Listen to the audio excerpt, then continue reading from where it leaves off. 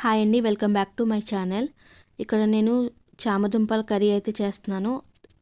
ఇక్కడైతే చామదుంపలను అయితే తీసుకున్నానండి. ఇవైతే శుభ్రంగా వాష్ చేసుకుని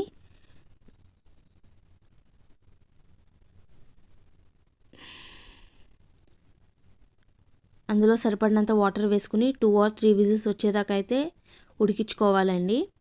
ఇక్కడ నిమ్మకాయ సైజ్ అంతా అయితే చింతపండుని తీసుకున్నాను. చింతపండు కూడా నానబెట్టుకోవాలి. ఇక్కడైతే ఉడికించుకున్న చామదుంపల్ని పొట్టు తీసేసుకుని చిన్న చిన్న ముక్కలుగా అయితే కట్ చేసి పెట్టుకోవాలండి.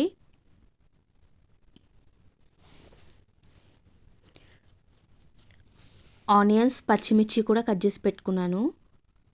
ఒక పెద్ద సైజు టమాటా కూడా కట్ చేసి పెట్టుకున్నానండి.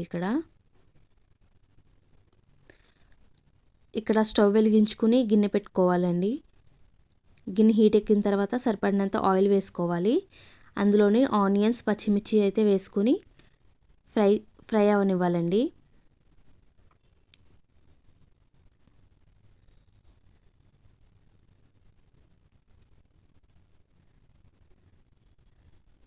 ఆనియన్స్ అయితే కొంచెం ఫ్రై అయిన తర్వాత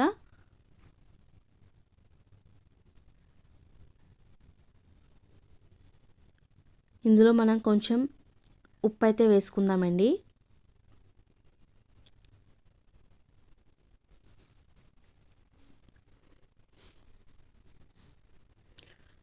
ఉప్పు వేసుకుని ఒకసారి తిప్పుకోవాలండి. ఇందులోనే మళ్ళీ కొంచెం కరివేపాకు వేసుకుందాం.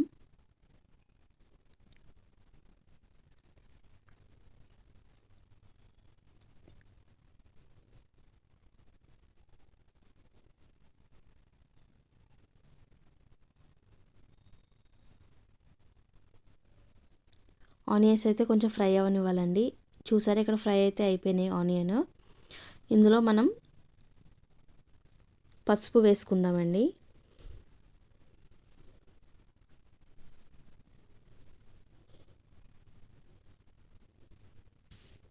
కట్ చేసుకున్న టమాటా ముక్కలు ఉన్నాయి కదండి, అవి కూడా వేసేసుకుందాం.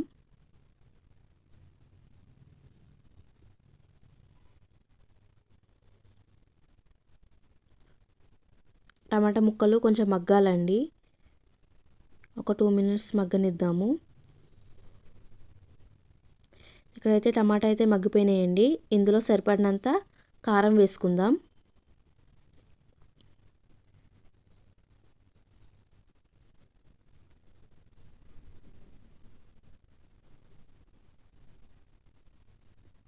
ఒకసారి తిప్పుకుందాము. 2 నిమిషాలు మగ్గనిద్దామండి. ఇక్కడైతే మగ్గిపోయిందండి.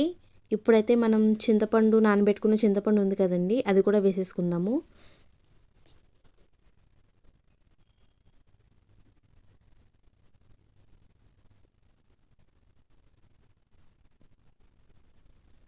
సరిపడినంత వాటర్ కూడా వేసుకోవాలండి.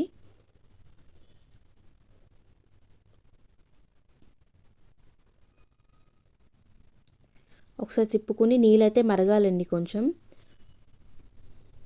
ఇక్కడ నీళ్ళైతే మరుగుతున్నాయండి. ఇప్పుడైతే కట్ చేసి పెట్టుకున్న చామదుంపలు ఉన్నాయి కదండి, అవి అయితే వేసుకోవాలి. వేసుకుని ఒకసారి తిప్పుకోవాలండి.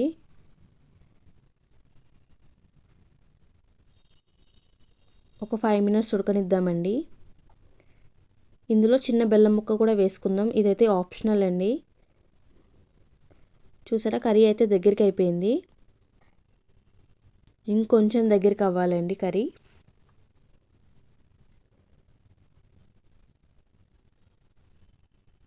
ఇక్కడ లాస్ట్గా కొంచెం కొత్తిమీర వేసుకుందామండి. కర్రీ అయితే అయిపోయింది.